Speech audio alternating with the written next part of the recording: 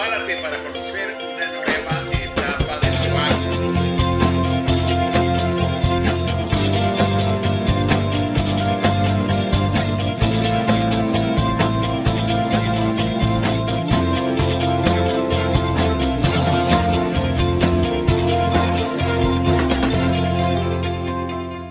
Prepárate para conocer una nueva etapa de Proactic.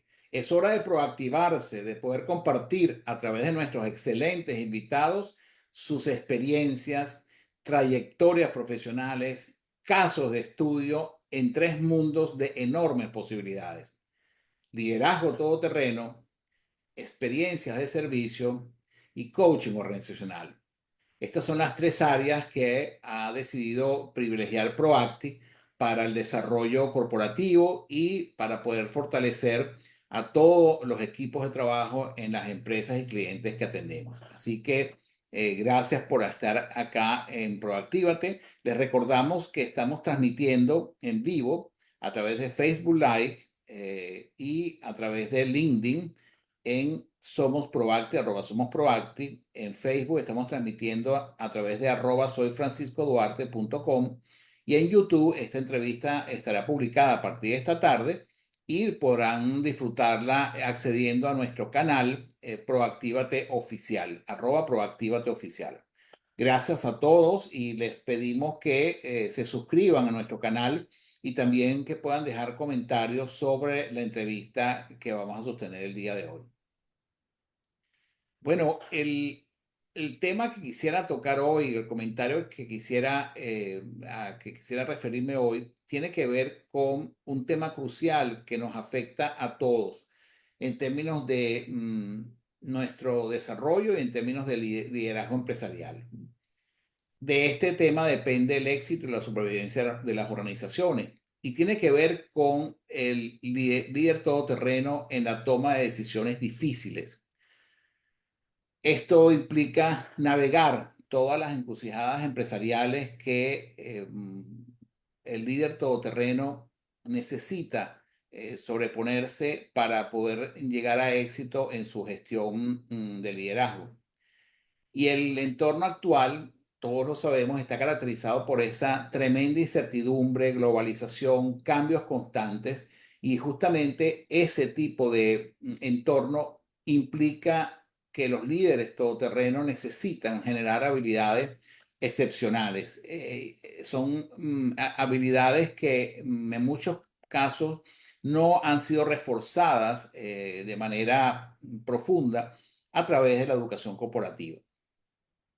A veces las decisiones que se toman a nivel organizacional justamente parecen irreversibles, a veces incluso inentendibles, ¿no? Y ahí quiero hacerles referencia a la siguiente pregunta, y por favor te pido que respondas en el chat o que escribas en alguna hoja la siguiente respuesta a esta pregunta.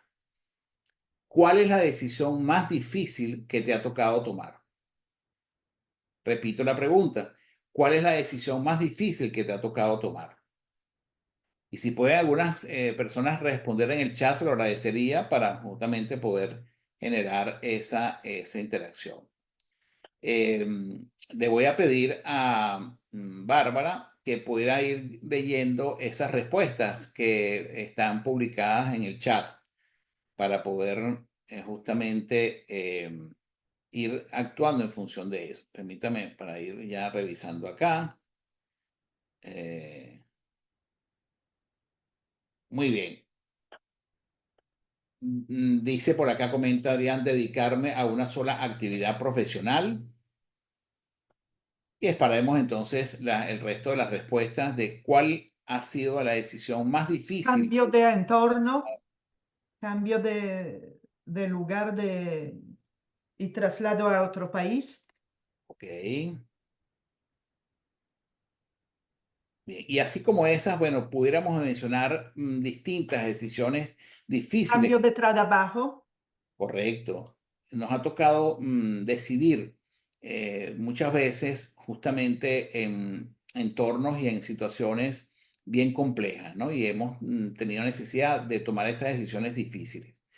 Y justamente quisiera en este segmento de Proactívate explorar un poco las herramientas necesarias para estas decisiones difíciles y cómo las decisiones que podamos en la medida de lo posible tener informadas constituyen una buena vía para poder tomarlas, ¿no? Fíjense que hay un dato interesante que cuando estaba preparando este espacio, me encontré con este dato.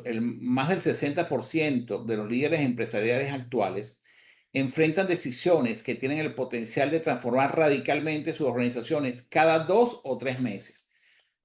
Quiere decir que cada 2 o 3 meses en las organizaciones tienen capacidad de tomar decisiones que pueden revertir el ritmo de una organización o que pueden cambiar por completo el ritmo de una organización. Esa velocidad de los cambios, esa posibilidad de poder hacer esto, justamente tiene que ver con los avances tecnológicos, con las crisis económicas y con la globalización en general en la que todos vivimos, ¿no? Por eso es que ser un líder todoterreno significa estar preparados para enfrentar estos desafíos que justamente estamos mencionando, ¿verdad? La resiliencia se ha convertido en una de esas principales competencias que los líderes todoterrenos necesitan desarrollar y que muchas veces en organizaciones necesitan impulsar, porque no ha sido, pues, particularmente un tema digamos que ha sido favorecido a nivel de educación corporativa. Por ejemplo, en otro estudio que también me conseguí, en este caso de Deloitte, el 94% de los líderes, decía en ese informe, consideran que la resiliencia organizacional es una prioridad estratégica. Sin embargo, menos del 30% asegura estar completamente preparado para hacer frente a las crisis. Con esto reafirmamos lo que hemos venido comentando. A pesar de que conceptualmente decimos que la resiliencia es una competencia necesaria a desarrollar, todavía no ha sido internalizada de la manera que debe ser por las organizaciones en general y por la educación corporativa. Entonces, ¿qué tipo de competencias para poder asumir estas decisiones difíciles necesita desarrollar un líder todoterreno? Una de esas primeras competencias es la versatilidad y la adaptabilidad. Aferrarse a un solo plan no es una buena vía para poder liderar de manera integral en estos tiempos, ¿no? Al igual que una expedición que podamos emprender, el líder todoterreno tiene que igual recorrer una carretera asfaltada que un camino de barro. Entonces, esa diferencia entre lo que hemos venido sosteniendo a nivel de tendencias de liderazgo y la convicción de que algunas vías pueden ser incluso más provechosas que otras, realmente hoy en día pues nos resulta difícil de poder seguirla sosteniendo. Ayer veía algunas intervenciones en la conferencia, en la Asamblea de las Naciones Unidas y me daba cuenta justamente de eso, que muchos comentaban a voces apagadas, como era el hecho de que esa organización pues realmente ha venido decayendo en términos de su nivel de impacto y de solución de los problemas. Y muchos de los líderes, muchas de las intervenciones, yo diría que la mayoría, hacen referencia justamente a la necesidad de cambio urgente de esa organización que inicialmente se llamó Liga de las Naciones y que después se transformó en Naciones Unidas, porque la estructura como tal ya no resiste mayores intervenciones, ¿verdad? Y los efectos de las decisiones que han tenido que tomar difíciles no lo han hecho y bueno, eso tiene una consecuencia que es esta que estamos viviendo en esta, creo que es 48, sí, 48 conferencia anual de las Naciones Unidas, ¿no? Eh, entonces, ese elemento nos lleva a otra competencia fundamental, que es qué tan activa está la escucha de los líderes cuando necesitan tomar decisiones drásticas, ¿no? Las decisiones frías no solamente son evaluaciones que pueden ser consideradas como riesgo financiero o cálculos, digamos, de estrategia, sino que también incluye la necesidad de poder escuchar activamente y comprender el aspecto emocional, incluso el sentimiento, en este caso, de las naciones, ¿no? Porque de eso se trata, de poder rescatar en su integralidad todo lo que significa hoy en día un liderazgo de esta naturaleza. Esto está, me refiero al tema de la competencia, inteligencia emocional y la escucha activa, está muy comprobado que son elementos fundamentales para poder avanzar en estas aguas turbulentas que nos ha tocado recorrer. Em, el otro aspecto o las otras competencias que junto a esta forman parte de este cambio necesario es el coraje y la toma de riesgos calculados. Y ahí el tema de que la información pueda estar fundamentada y que tengamos la suficiente información también forma parte de lo que en términos de decisiones difíciles necesitamos obtener, ¿no? Tenía algunos ejemplos aquí que voy a obviar porque realmente el tiempo apremia. Y finalmente, la necesidad de poder generar culturas de innovación continua es un aspecto fundamental para poder justamente afrontar situaciones de cambio y poder tomar decisiones que sean compartidas con el equipo de trabajo, que sean consensuadas en la organización y que puedan estar relacionadas con la actuación de los stakeholders en cada empresa. Eh, el modelo racional de toma de decisiones con el que se convivió durante tantos años, igualmente ya pues no resulta suficiente para interpretar esta realidad. Hay un aspecto fundamental para ya ir finalizando que también necesitamos incorporarlo cada vez más fuerza, que es la retroalimentación continua de nuestras acciones como líderes. Entonces, ¿cómo podemos incorporar ese elemento en las organizaciones? Es un gran desafío que tenemos en este momento. Y como decía, el compartir todo tipo de aprendizaje que pueda contribuir al mejoramiento de la organización con los equipos de trabajo es una encrucijada que también vamos a tener que recorrer. Así que en la medida que podamos tener decisiones informadas y responsables, pero también tener la capacidad de mantener el ritmo de cambio, nos puede convertir en líderes todoterreno, capaces de navegar cualquier desafío que el futuro nos depare. El futuro está en nuestras manos y el reto y el desafío de poder generar estos cambios igualmente nos corresponde a cada uno de nosotros. Bueno, dicho esto, hablamos de decisiones difíciles, hablamos de cambio y el invitado del día de hoy es una persona que la califico como extremadamente solidaria. Incluso cuando me la refirieron de esta manera. Es una buena persona y eso engloba realmente mucho de la característica de la personalidad de nuestro invitado el día de hoy. Eh, yo siento que este invitado es una persona totalmente dispuesta al aprendizaje, a compartir con otros su gran experiencia, su gran trayectoria. Y a nivel profesional, él es director, ha ocupado cargos gerenciales importantes en distintas empresas de venta directa, de producción y de alimentación. Actualmente es el director de The Joyce Plus Company, es consultor, conferencista, escritor y es licenciado en gestión hotelera.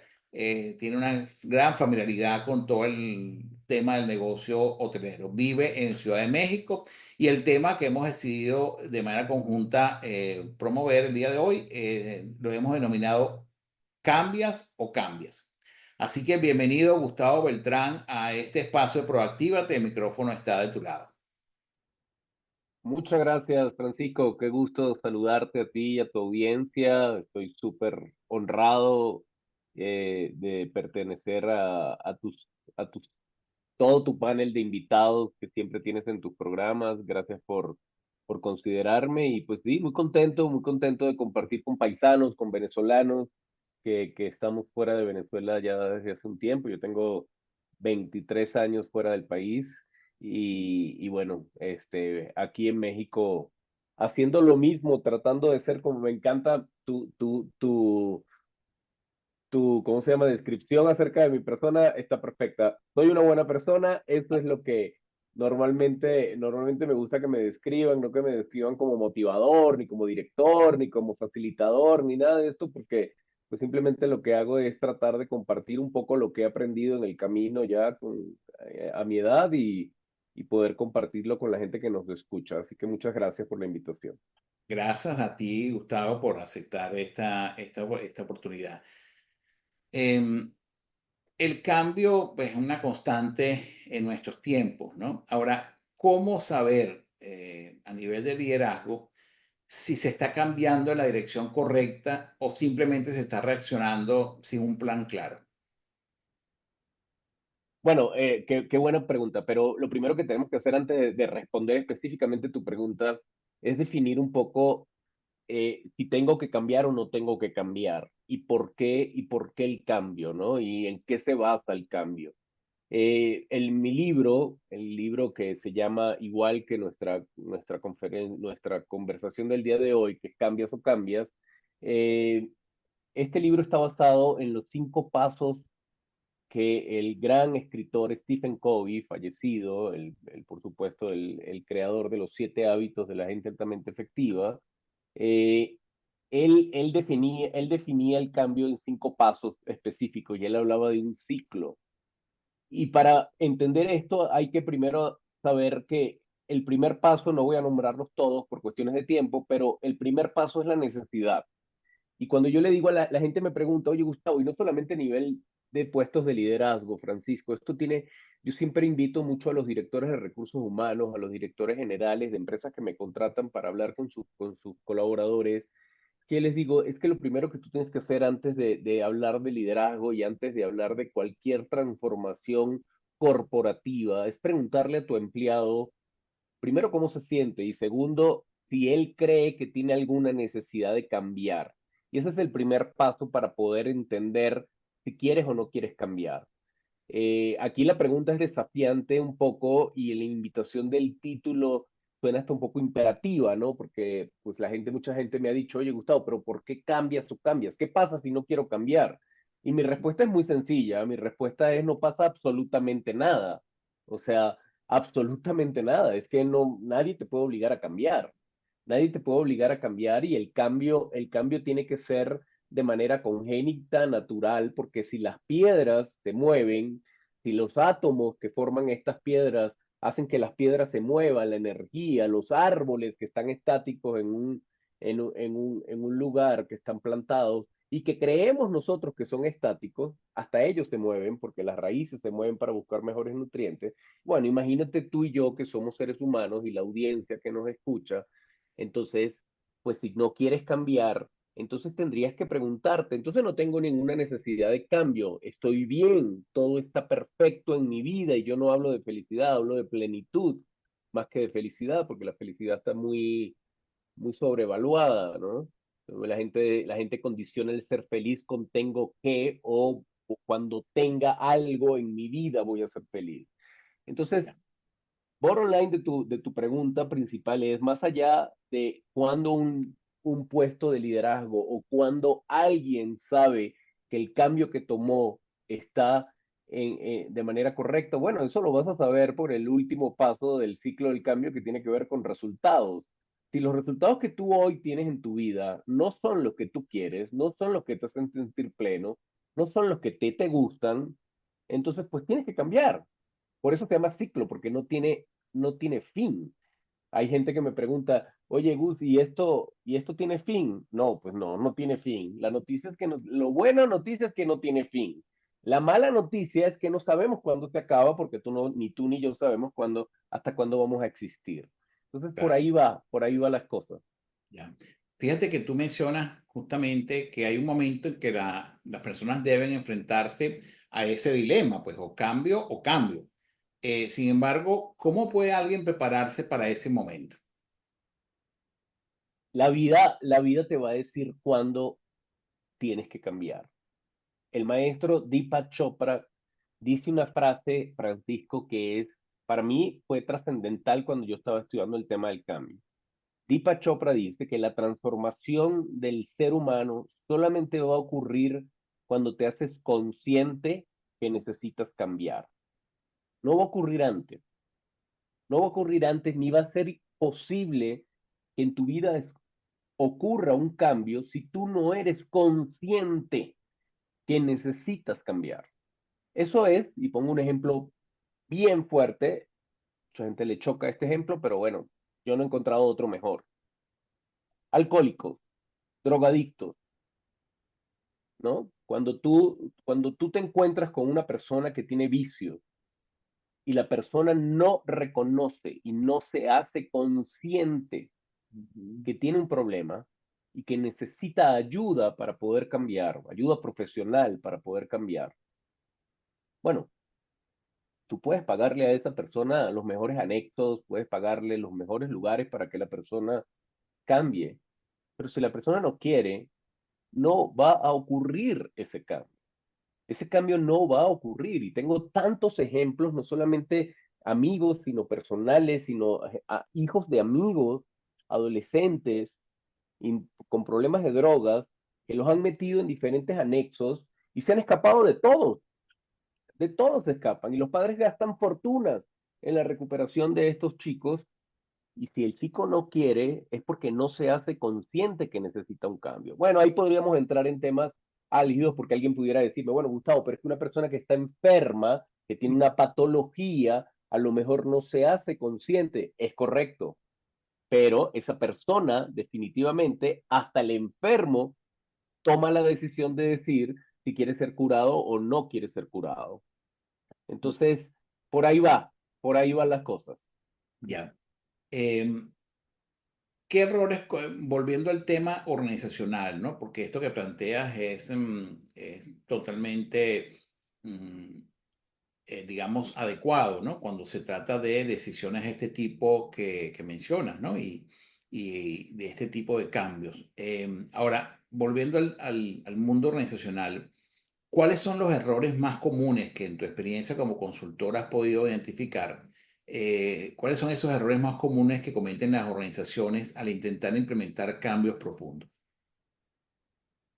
Sí, fíjate, es muy interesante porque ahorita justamente en la empresa que trabajo, en The Just Plus Company, estamos viviendo una transformación completa de la A a la Z, una transformación digital. Se cambiaron todos los sistemas, hay un cambio completo, absolutamente completo, de 180 grados. Y justamente uno de los errores que más se cometen en las organizaciones es cuando la comunicación no es efectiva, cuando no hay una comunicación efectiva. La gente, bueno, aquí tenemos en la audiencia, tenemos a un experto de comunicación efectiva que es Adrián Cotín, y Adrián siempre, no, estoy casi seguro que va a acordar conmigo en que una de las cosas que fallan en la comunicación es que la gente cree y se quedó con la idea de que la comunicación es un emisor y un receptor. ¿No? Y porque eso nos lo enseñaron en la escuela básica, ¿no? ¿Te acuerdas, no? Había un emisor, ese receptor y el mensaje, y nos mandaban a hacer el Así es. ejercicio de los vasos con el pabilo, no sé si te tocó eso a ti en Venezuela, Sí, pero sí, claro. a mí me tocó en mi escuela, en mi escuelita pública donde estudié en Los Chorros, ahí en Caracas. Y te quiero decir que eso ya no es así. Cuando se habla de comunicación efectiva, se habla de un tercer elemento que es la retroalimentación, que es el feedback. Si Ya. no hay feedback, no hay comunicación. Tú y yo podemos estar comunicándonos y podemos estar hablando, pero si yo no te doy feedback, si yo no te doy retroalimentación, si yo no escucho activamente, la gente cree que nada más se escucha con los oídos, no, la gente escucha con el alma, con el corazón, con los ojos, con el cuerpo. Cuando hay esa comunicación completa y efectiva entre dos seres humanos, entre una organización y sus empleados, entonces es mucho más fácil aceptar los cambios. Pero cuando no hay comunicación, cuando tú le metes a un empleado que llega hoy a la empresa y se encuentra con que hay un nuevo sistema completamente diferente y él venía de trabajar en Excel nada más, pero nunca le fue informado, nunca se le avisó, nunca se le entrenó, nunca se le capacitó, bueno, ahí lo que vas a encontrar es una gran frustración en donde hay dos opciones, o el empleado se va, renuncia, o pues simplemente se te convierte en un estorbo en la organización y entonces pues vamos a tener que llegar a situaciones de despidos, a situaciones de bajas, a situaciones de desmoralización completa del empleado que al final se traduce en baja productividad.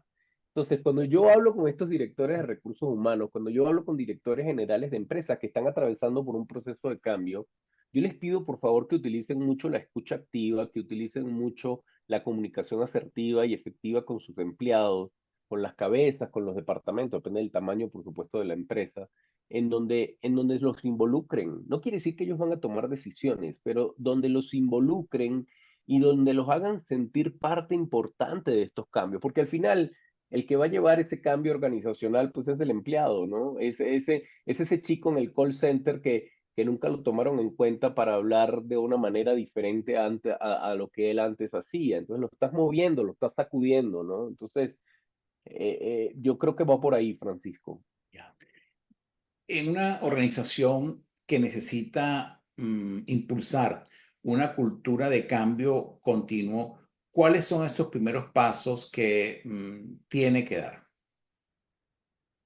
Sí, volvemos de nuevo al ciclo, ¿no? Volvemos de nuevo al ciclo del cambio y la persona, lo primero que tiene que hacer primero es ver qué necesidades tiene la empresa, ¿no? Si es importante cambiar realmente, si es importante establecer nuevos patrones de conducta en los empleados, si es importante cambiar la estrategia de marketing, si es importante cambiar la estructura de precios, porque no estás vendiendo bien, si es importante darle a tu fuerza de venta mayores motivaciones o mayores estímulos para que tu fuerza de venta se sienta mejor tratada y no se vaya a la competencia. O sea, es todo una serie, es como yo le llamo es el diagnóstico que hacen los médicos cuando tú vas al médico, ¿no? El médico te pregunta, antes de ocultarte, el médico te pregunta cómo te sientes. Bueno, lo mismo pasa en una empresa. La empresa, los gerentes hablan con el director general, cada departamento.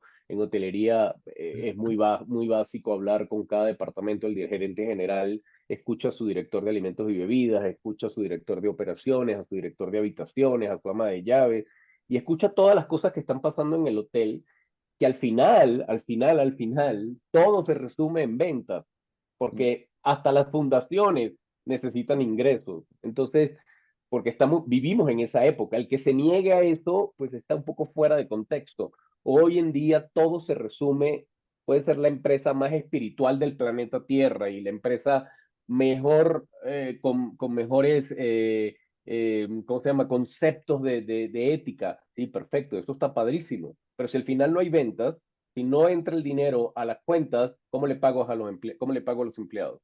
Sí, ¿Cómo creo una estructura, ¿no? Entonces, yo creo que es eso, o sea, las empresas detectan sus necesidades de acuerdo a los dolores que hay.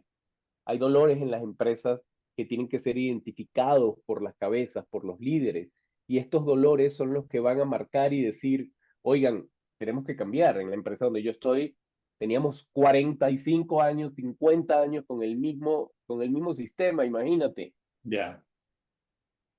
Eso había que cambiarlo. Estamos en la época digital. El que no se haya enterado que estamos en la época digital, está fuera de contexto, está fuera del negocio completamente, ¿no? Sí. Y fíjate que, bueno, tú hablas de eso y pareciera mentira como que alguien puede ignorar este tema del cambio a nivel digital y de esta cultura digital que estamos viviendo. Sin embargo, date cuenta qué resistencia ha generado el tema de la inteligencia artificial, más allá de que hay que regularla, etcétera. Pero hay una percepción de que un cambio de ese tipo es riesgoso, es peligroso para muchas de las organizaciones, ¿no? Incluso por un tema de confidencialidad, ¿no?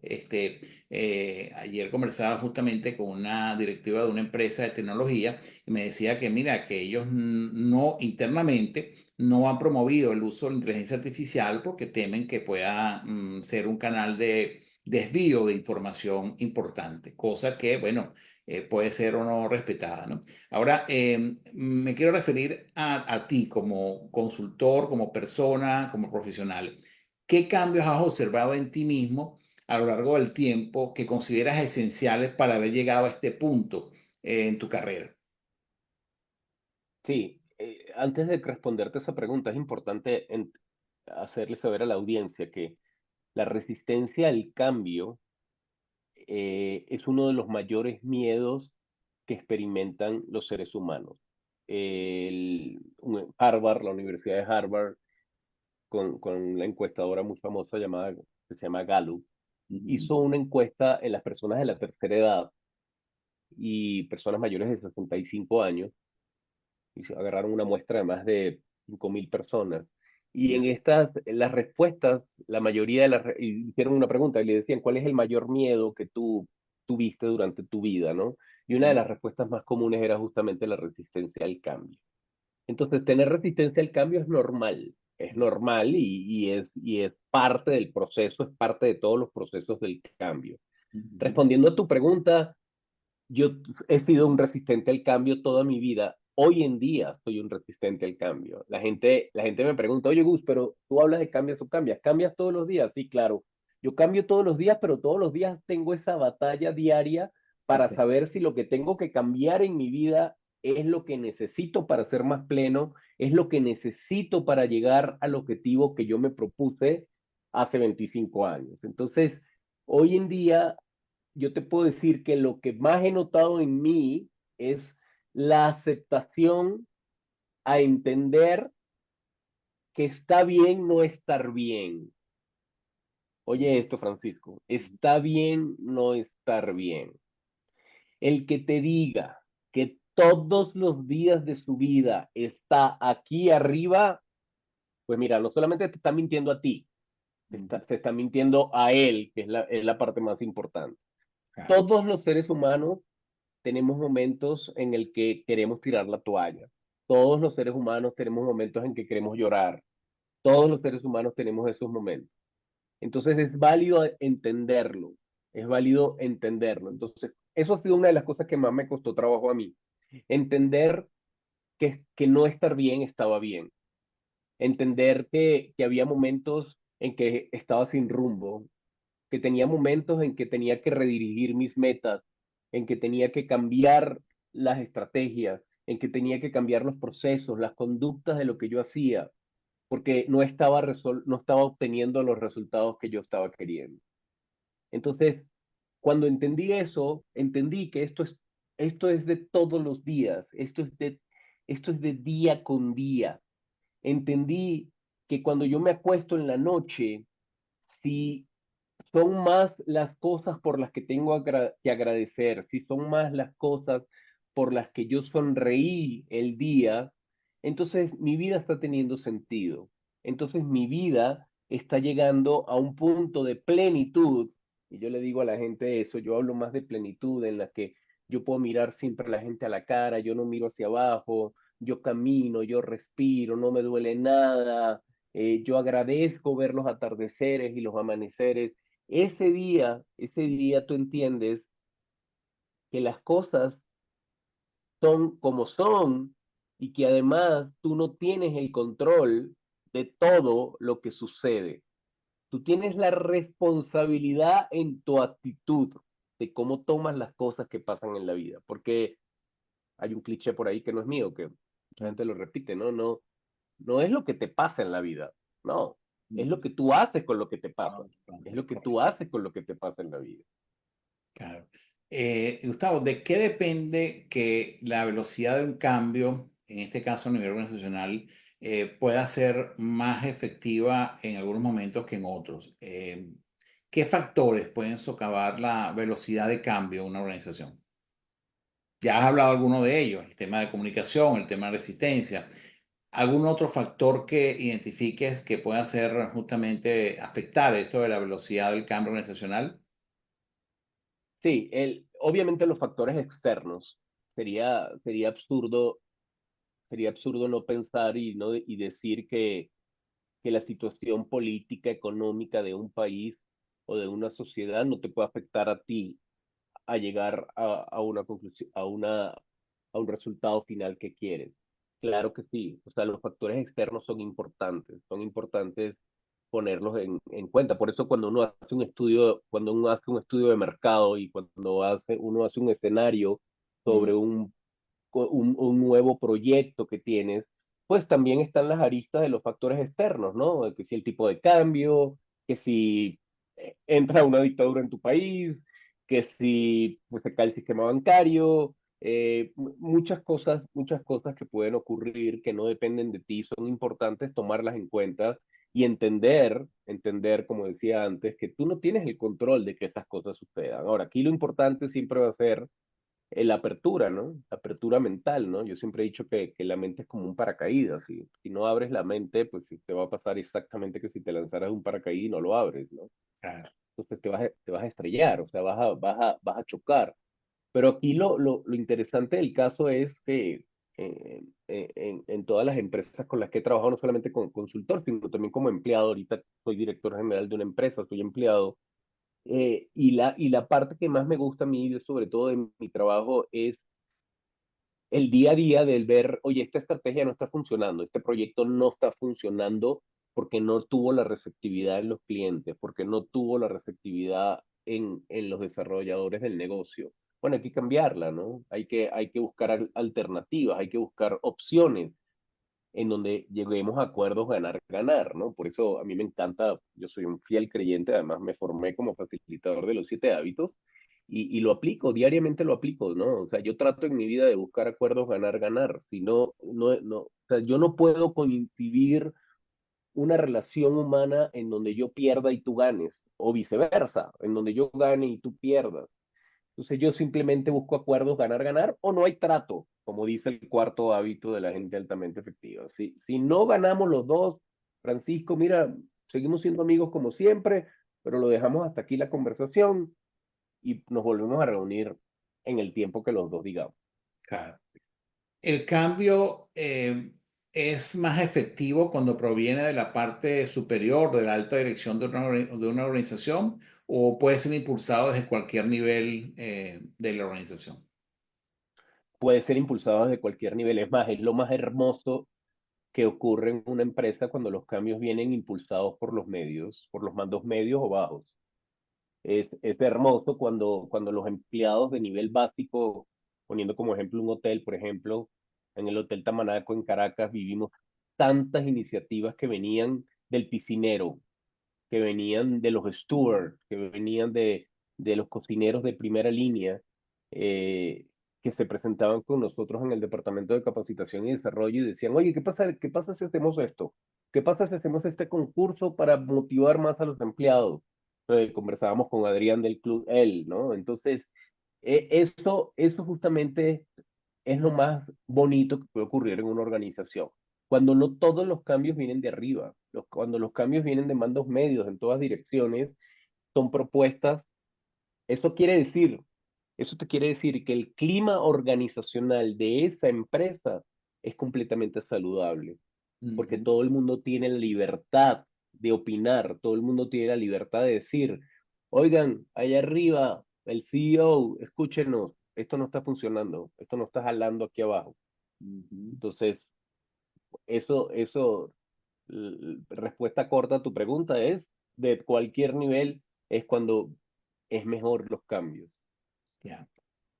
En Proacti, como decía al principio de la entrevista, tenemos o hemos decidido fortalecer tres grandes áreas de acción, líneas de acción, en términos de educación justamente corporativa. Una es una área que hemos denominado liderazgo todoterreno, la segunda son experiencias de servicio y la tercera coaching organizacional. ¿Qué es para ti un líder todoterreno? Wow, qué bonito concepto, líder todoterreno. Me encanta. Yo les llamo líder 360 o un líder, sí, me encanta, voy a copiarte la palabra, líder todoterreno. Un líder todoterreno hoy en día, en este año 2024, es un líder que más allá de su posición, más allá de su jerarquía en la organización, de su cargo laboral, es humano, es una persona que sabe que la robótica está llegando, que Ujú. sabe que la inteligencia artificial está llegando. Mira, Francisco, no sé si te has subido a los nuevos Ubers que no tienen chofer, Ujú. los maneja el hombre invisible, tal cual. Sí, sí, los vi en California, Y no he tenido la oportunidad de utilizarlos, pero sí había muchos en San Francisco. Fuimos a visitar a nuestra hija hace unos meses atrás y bueno, sí, efectivamente, hay mucho, sí, es una tecnología totalmente, bueno, bueno, yo te lo loca, porque menciono porque ayer llegué de Phoenix. Ah, Phoenix fue la ciudad número uno piloto ya, para poder hacer esto. ya. Y bueno, yo lo amé tanto que descarté Uber, porque aparte es más barato que Uber. Y entonces, bueno, lo usé muchísimo en Phoenix. Pero lo que voy con este ejemplo, ¿por qué te estoy mencionando esto? Es que imagínate un liderazgo hoy en día, un líder todoterreno que se niegue a aceptar que la transformación digital, que la inteligencia artificial está llegando. Y no tiene que ver con generaciones, aguas con esto, ¿no? Decimos en México aguas, cuidado con esto, porque eh, hoy en día está, ya sabes, ¿no? La generación Z, yo tengo muchos ahijados generación Z, pues es una generación, de hecho hay un libro buenísimo que se lo recomiendo, se llama The Z Economy, que tiene que ver y habla justamente de que la generación Z son los que están marcando la pauta en la economía mundial hoy en día. Ok, Esa generación Z, que son los chicos entre menos de 29 años hasta abajo, ¿no? No vamos a llegar a la cristal. Pero lo que sí te quiero decir es que un líder hoy en día tiene que saber hablarle a una generación Z, porque son los dueños hoy de la economía mundial.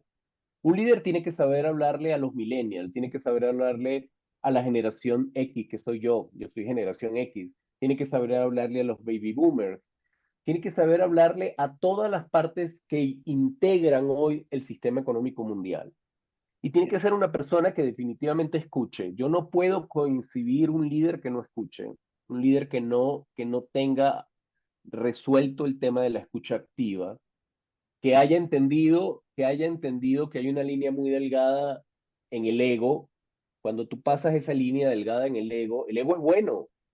Todos tenemos que tener ego, pero sí, cuando tú pasas esa línea, cuando tú transgredes esa línea, pues se convierte en Satán, ¿no? De hecho, hay un libro que se llama Satán, que tiene que ver con el ego, escrito por los cabalistas. Entonces, tiene mucho que ver con eso. Para mí, un líder todoterreno es eso que los que el día a día aportan un granito a la sociedad, los que el día a día aportan a que la gente, los facilitadores que hacemos esto, contribuir con un granito de arena que la gente, por lo menos la gente me dice, Gustavo, ¿cómo empiezo a cambiar en mi vida? Quiero cambiar, pero no sé cómo.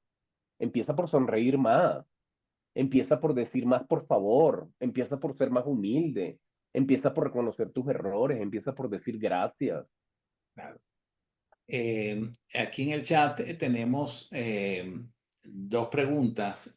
Una la voy a leer porque Maranela tiene dificultades con su micrófono. Y te pregunto lo siguiente: ¿qué estrategias podemos implementar para superar la resistencia al cambio? Eh, ya has comentado alguna de ellas, no sé si quisieras completar justamente para responderle a Maranela. Gracias, Maranela, por tu pregunta. Marilena, gracias. Bueno, más allá de estrategias teóricas, cuando la gente me pregunta qué podemos hacer para para superar la resistencia al cambio, yo te invito a utilizar más escucha efectiva, a utilizar más comunicación asertiva, más comunicación efectiva, a entender, a negociar, a utilizar el cuarto hábito, a ganar, ganar, a entender que no eres Dios todopoderoso y que siempre tienes la razón, y que va a haber gente que lo que para ti es un cambio maravilloso, para otra gente a lo mejor no lo es. Y siempre yo le digo, Marilena, a la gente que tu verdad no es mi verdad, ni mi verdad es tu verdad. Entonces, cuando entendemos eso, la gente empieza a entender, esto va desde padres a niños, desde parejas, desde laboral, todo lo que tú te puedas imaginar tiene que ver con esto, tiene que ver con entender, ¿no? Entender que cuando la gente es escuchada, muchas cosas se desenredan, muchas cosas se desenredan. Yo no sé, Francisco, tú vives en los Estados Unidos, Adrián también. Hubo una campaña en Nueva York de unos chavitos de 16, 17 años que se pegaban unos letreros aquí en el pecho que decía, te escucho por 15 minutos, ¿no? Y se sentaban en un parque y la gente llegaba ahí y se sentaban con estos niños a hablar, ¿no? Y lo único que querían era ser escuchados por 15 minutos. Entonces, Eso definitivamente para mí, María Elena, es una de las cosas más importantes que puede haber para tumbar la resistencia al cambio. Gracias, Gustavo, y gracias, Manuela, por la pregunta. Raúl te hace esta pregunta. En el caso de productos nuevos, innovadores, bueno, yo no sé, Raúl, si preferías que tú la leas en vez de yo estar leyendo. Si quieres, por favor, te pido que abras tu micrófono y le formules directamente la pregunta a Gustavo, ¿te parece?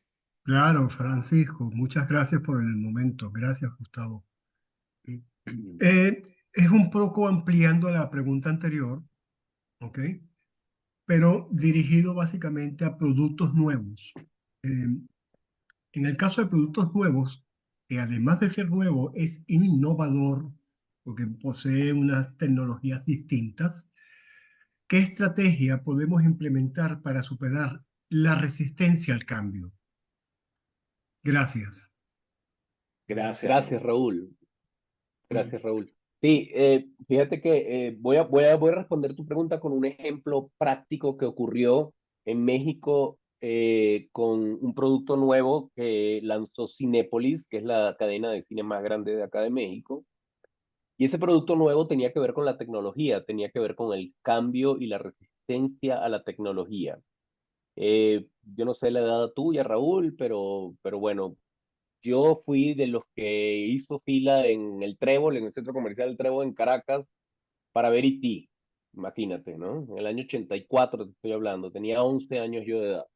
Yo Y estaba me copiándole tocó, las leyes a Moisés. ah, ok, entonces te puedes imaginar que eso, pues para mí era un trauma de niño, porque siempre llegar a hacer filas de 3 4 horas para poder ver el cine, ¿no?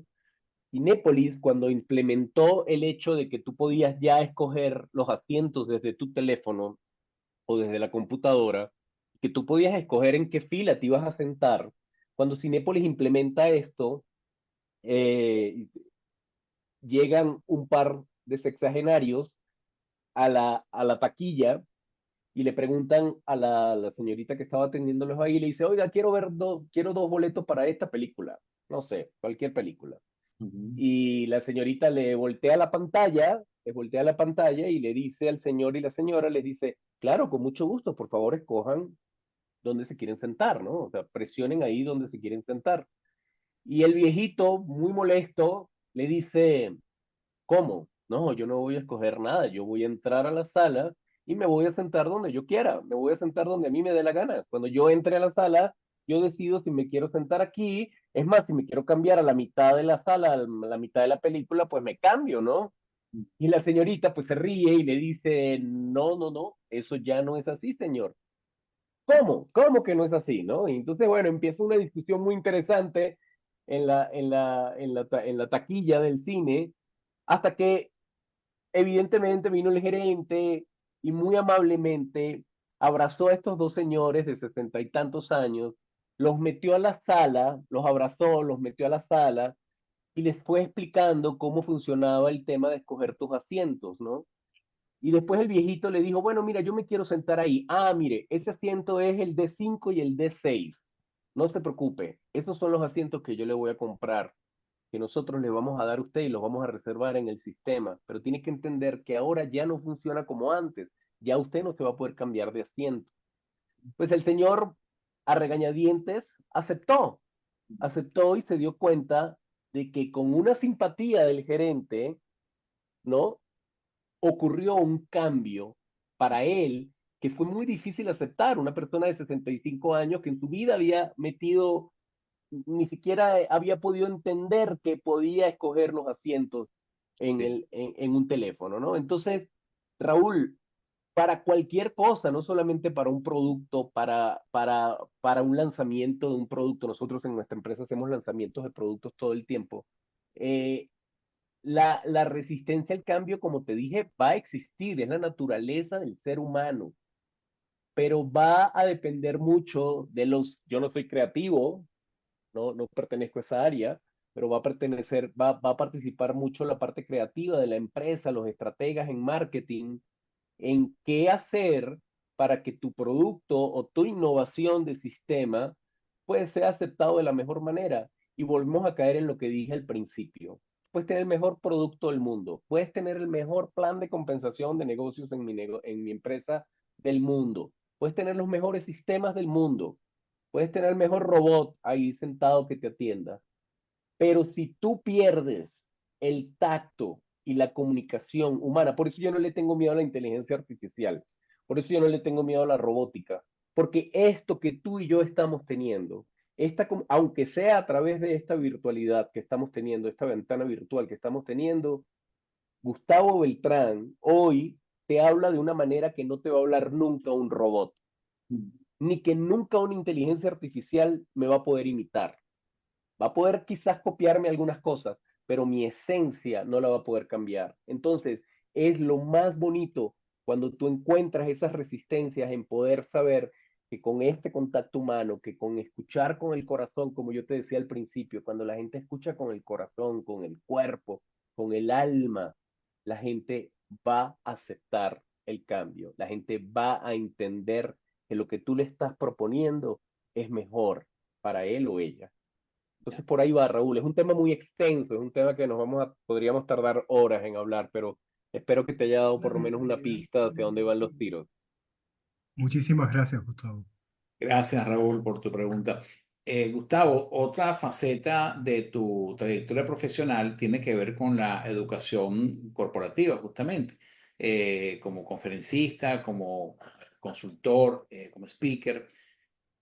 ¿Qué factores claves de éxito puedes identificar en tu trayectoria como facilitador y sobre todo, por ejemplo, con esa experiencia al lado de Manito? Manito es un facilitador muy importante en México. No me acuerdo el apellido de Manito porque ya, pero Otero, Otero, Carlos Otero. exactamente, exactamente, sí. Entonces, coméntame eso, ¿qué factores claves de éxito consideras que tienes en tu práctica como facilitador? Fíjate que, qué buena pregunta, es una pregunta muy interesante porque es como si alguien me dijera ahorita, yo siempre le invito a la gente cuando le hacen este tipo de preguntas es, ¿qué es lo que ha sido exitoso en tu carrera? Yo te voy a responder con el número de sonrisas que tengo en mi haber, en mi mente, de gente que me escucha, de gente que ha logrado de alguna manera u otra hacer cambios chiquitos o grandes en su vida. Para mí lo más importante es la sonrisa de esa persona. Así yo mido el éxito. Yo no mido el éxito por mi cuenta bancaria, yo mido el éxito por la cantidad de personas que considero amistades. Estábamos hablando antes de que empezara la transmisión de las relaciones humanas, ¿no? Adrián, un gran conector de seres humanos. Hoy en día, alguien me decía ayer, me decía, oye, qué padre que tienes amigos en Nueva York, en Phoenix, vengo de estas dos ciudades, y no tuviste que pagar hotel, ¿no? Y más allá de que no tengo que pagar hotel, no es eso, el hecho de no pagar o no pagar o pagar el hotel, es el hecho de tener una persona en un Ah, lugar extraño para mí, de que me digan, oye, vente, aquí hay una comida, vente, aquí hay un sofá, vente, aquí hay calor de familia. Entonces, eso para mí es la parte más importante. Si hay algo que se me quedó grabado del libro de Gustavo Cisneros, que en paz descanse, un empresario global, él dice en ese libro que más allá de cualquier título universitario, más allá de tú puedes estudiar en Harvard, en Oxford, en Cambridge, en Yale, en donde tú quieras, pero ningún título universitario te va a dar a ti y te va a garantizar el éxito en tu vida más allá de las relaciones humanas. Cuando tú cosechas relaciones humanas en tu vida de manera efectiva, de manera sincera, genuina, la gente te va a querer, la gente va siempre a decir, a buscar un referente y a decir, oye, pues yo recuerdo a Adrián como empezaste toda esta entrevista, como una buena persona. Y eso define muchísimas cosas. vamos entrando en una etapa de la entrevista donde queremos conocer un poco más de aspectos personales de Gustavo Beltrán. Si tuvieras que describir tu estilo de liderazgo con una canción, ¿cuál canción sería y por qué? ¡Wow! Qué bueno, qué buena pregunta la canción. Fíjate que yo no tengo una canción favorita en mi vida, tengo muchas, Pero si tú me dijeras ahorita, en este momento, Gustavo, tienes que escoger una canción que suene en tu funeral, que suene en cómo la gente quiere que te recuerden. Ujú. Yo diría My Way de Frank Sinatra. Yo he vivido mi vida a mi manera. He Ok, vivido mi vida a mi manera y al 300%. ok, qué bien. Si pudieras elegir a cualquier celebridad para ser tu mentor, ¿a quién elegirías? Cualquier celebridad en el mundo, eh, ¿a quién elegirías? Una celebridad, pues bueno, ya no vive, pero me hubiera gustado, me hubiera encantado que me hubiera guiado Nelson Mandela. Me hubiera encantado que Nelson Mandela fuera mi tutor, que fuera mi guía espiritual y mi guía del día a día. Ya. Una habilidad no relacionada con el trabajo actual, que no conocen tus colegas, ¿cuál es? Soy coleccionista de Legos. Me encanta armar Legos Ah, y perfecto. últimamente de la Fórmula 1.